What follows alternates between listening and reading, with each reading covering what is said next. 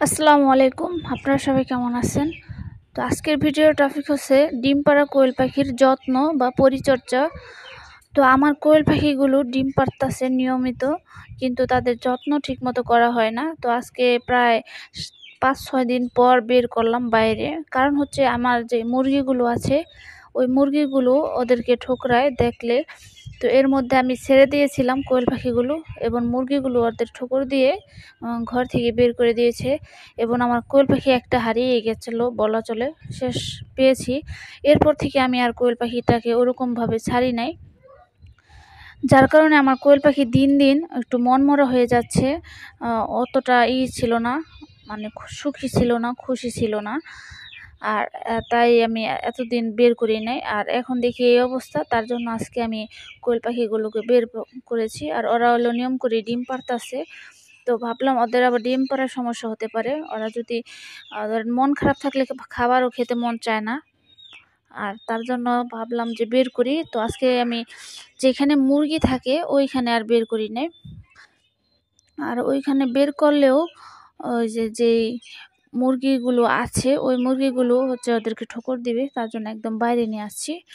তো এখানে দেখেন, এখানে এনেছি, কিন্তু কিছু সবুজ পাতা দিয়েছি যাতে করে ওরা খায়, কিন্তু ওদের মনটা এতই খারাপ, ওরা সবুজ পাতাগুলো খাচ্ছে না।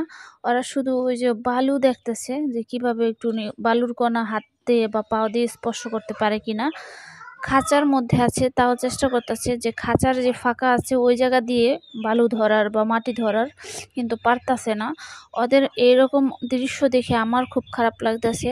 ভাবলাম কিভাবে ছাড়বো, এখানে যদি ওদের খাঁচার থেকে বের করে দিই, তাহলে এইখানটা যে বড় এলাকা, ওইখানে ঝোপঝাড় কত জায়গায় কত কিছু আছে, নিয়ে যাবে, বিড়ালে ধরেও নিয়ে যাবে।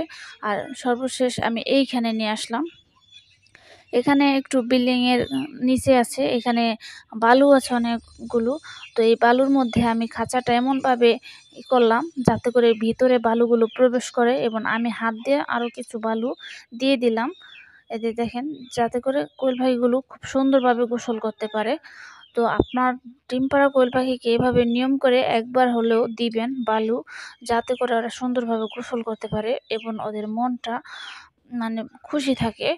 দেখেন ওরা যেভাবে গোসল করতেছে, এতে করে কিন্তু ওদের শরীরের ব্যায়াম হচ্ছে, হাত পা বা মুখগুলো দিয়ে বালুগুলো টানতেছে। মনটা ফ্রেশ থাকলে সব কিছু করতেই ভালো লাগে, খাবার খেতে ভালো লাগে। ওরা যখন এভাবে গোসল করবে, তখন ওদের ভিতরে এনার্জি খরচ হবে, এতে করে ওদের ক্ষুধা বেড়ে যাবে। ক্ষুধা বাড়লে কি হবে, ওরা খাবারের প্রতি আকর্ষণ হবে, খাবার বেশি বেশি খেতে চাইবে। আর যখন ওরা খাবার বেশি খাবে, তখন ওদের মানে পেটের মধ্যে ডিমগুলো বেশি বেশি উৎপাদন হবে। আর যখন বেশি ডিম উৎপাদন হবে, তখন ওরা বেশি ডিম দিতে সক্ষম হবে। তো এই কারণে কোয়েল পাখিকে নিয়ম করে এভাবে বালুতে গোসল করাতে হবে। তো ডিম পাড়া কোয়েল পাখিকে এভাবেই যত্ন করতে হবে, তাহলে দেখবেন আপনাদের কোয়েল পাখিগুলো সুন্দরভাবে খাবারও খাবে এবং নিয়ম করে ডিমও পারবে। তো আমি ওদেরকে নিয়ে আসছি প্রায় ৬-৭ মিনিট ধরে এভাবে গোসল করাতেছি। দেখুন ওরা সুন্দরভাবে কিন্তু গোসলগুলো করতেছে, অনেক আনন্দ পাচ্ছে। দেখেন,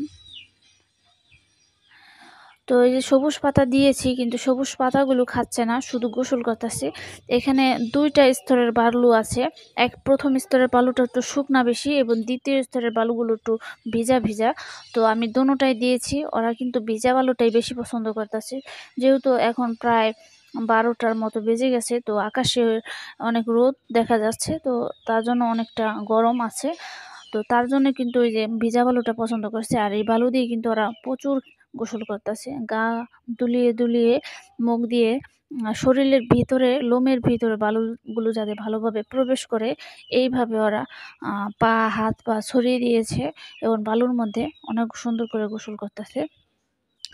তো আপনাদের কোয়েল পাখিগুলো যদি এইভাবে গোসল করে, তাহলে ভাববেন যে আপনাদের কোয়েল পাখিগুলো সুস্থ আছে। তো একটা সুস্থ থাকার পাখির লক্ষণই হচ্ছে ওরা খাবার খাবে, গোসল করবে এবং ডাকাডাকি করবে।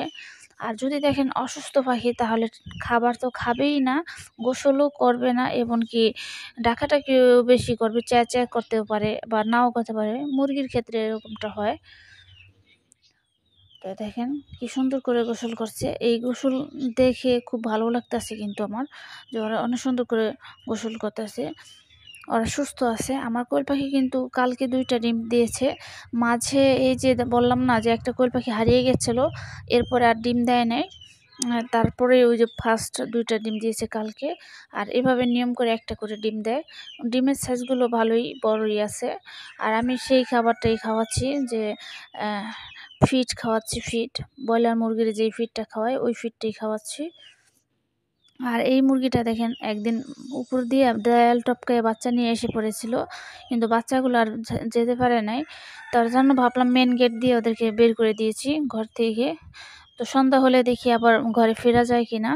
তো এখানেই আছে ওরা, বেশি দূরে যায় নাই। একটু বিড়ালের ভয় আছে, তো একটু খেয়াল রাখতে হবে।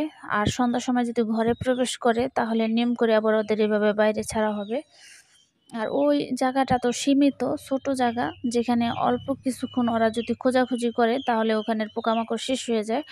আর বাকিক্ষণ ওরা এভাবে বসে থাকে, ঘরের খাবারটা দিতে হয়। আর এভাবে যদি ওদেরকে বাইরে ছাড়া যায় তাহলে ওরা বাইরের খাবারটার সাথে অভ্যস্ত হয়ে যাবে।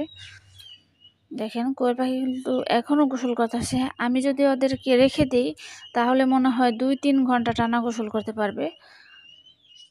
তো আমার রেখে যাওয়া সম্ভব না, কারণ হচ্ছে রেখে গেলে আবার কুকুর আছে এখানে অনেক, কুকুরগুলো কী করবে, খাঁচা সহই কামড় দিবে, তখন আবার পাখিগুলো আহত হয়ে যাবে। আর এখন কিন্তু আমার কোয়েল পাখিগুলো অনেক ওজন আছে, ওয়েটটা অনেক বেশি।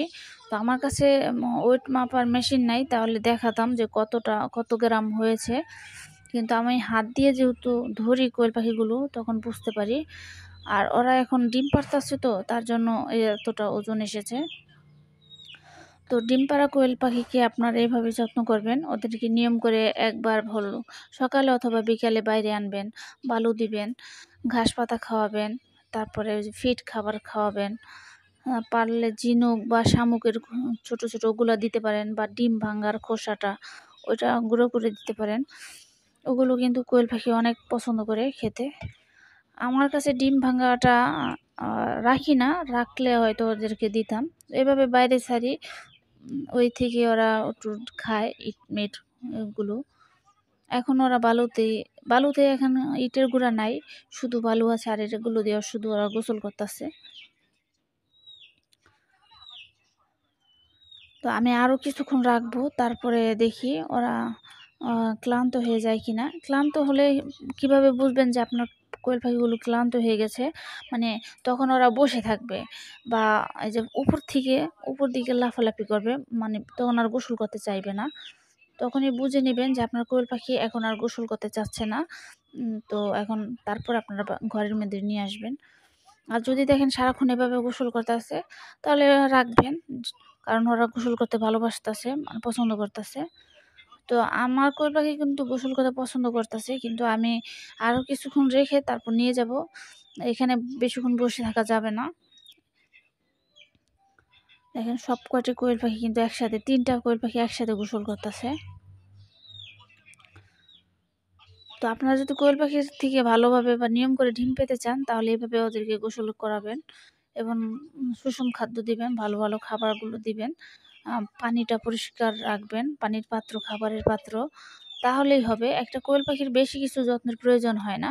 খাবার পানিটা ঠিকমতো দিবেন, নোংরা খাবার খাওয়াবেন না, নোংরা পানি খাওয়াবেন না। যে পানিটা দেখবেন ময়লা হয়ে গেছে ওটা চেঞ্জ করে দিবেন, তাহলেই দেখবেন আপনার কোয়েল পাখিটা ভালো পানি পাবে।